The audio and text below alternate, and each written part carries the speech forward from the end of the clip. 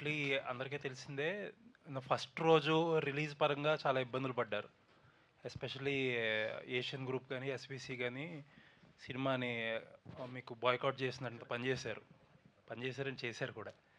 So, ఏంటండి ఏం జరుగుతుందసల? అంటే మీరు కూడా శశి గారు ఒక లెటర్ కూడా రిలీజ్ చేశారు. బట్ ఈ సమస్య ఎప్పటికి రిజాల్వ్ అవుతుంది? ఎందుకంటే నెక్స్ట్ మీ డిస్ట్రిబ్యూషన్ నుంచే వచ్చే పెద్ది కూడా ఉంది.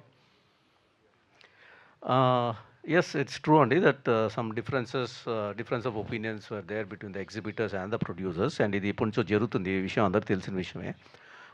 సింగిల్ స్క్రీన్స్ కూడా పర్సంటేజ్ బేసిస్లో తీసుకోవాలి కంపల్సరీగా, లేకపోతే మాకు వర్కౌట్ కావాలని వాళ్ళు చెప్పడం జరిగింది.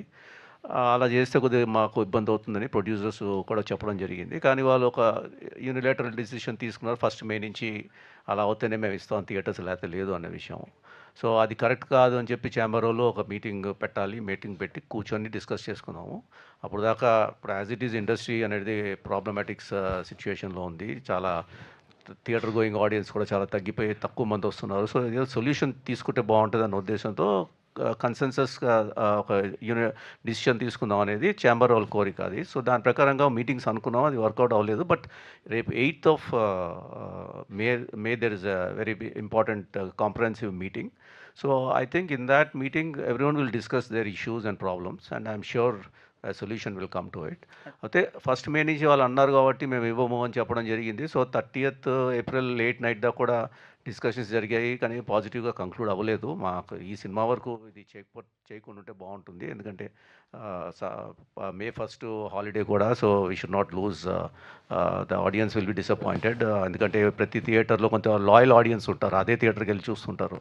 సో వాళ్ళు డిసప్పాయింట్ అవుతారు కాబట్టి కొద్దిగా కన్సిడర్ చేస్తే బాగుంటుంది అన్నారు. అది డిస్కషన్స్ ఏమో లేట్ అయిపోయింది, అవ్వలేదు. So but yesterday again the discussions continued and they agreed, and from today onwards they have agreed to give it. So ఫైనల్గా అనేది ఇది ఒక సొల్యూషన్ అనేది వస్తుందని గ్యారంటీ రావాలి. ఎందుకంటే it's not that they are outsiders are the producers are outsiders, అందరూ industry వాళ్ళే. సో ఎవరికి ఇబ్బంది లేకుండా అందరికీ విన్ విన్ సిచ్యుయేషన్ లాగా ఉండేలాగానే ఒక డిసిషన్ అనేది 100% అందరు పెద్ద ఇండస్ట్రీ పెద్దలు ఉంటారు కాబట్టి ఒక కంక్లూడ్ అవుతుందని అంటే ఈ ఇష్యూకి ఎగ్జిబిటర్స్ చాలా గట్టిగా నిలబడ్డారు. ఆల్మోస్ట్ ఇది సెకండ్ టైం అనుకుంటా ఇష్యూ రేస్ చేయడం. అండ్ ప్రొడ్యూసర్స్ కూడా చాలా అంతే స్ట్రాంగ్గా నిలబడుతున్నారు. అండ్ పెద్ది అనే పెద్ద రిలీజ్ వస్తుంది కదా, ఆ సినిమా ఎంతవరకు రిజాల్వ్ అయ్యే అవకాశం ఉంది ఆ సినిమాకు ముందు? Because Peddi needs a very big release కదా.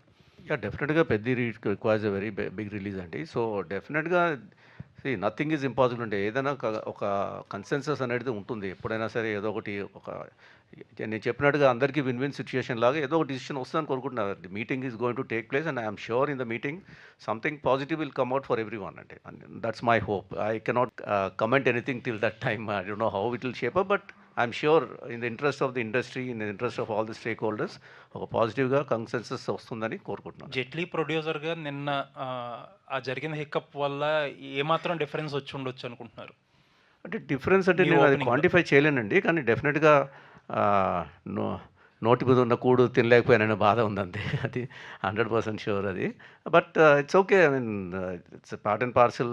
జరిగి ఉంటే బాగుండేది, ఫస్ట్ డే నుంచి అన్ని మల్టీప్లెక్సెస్లో పడి ఉంటే బాగుండేది అని అనిపించింది. But again it's resolve, so I put it behind my back అండి.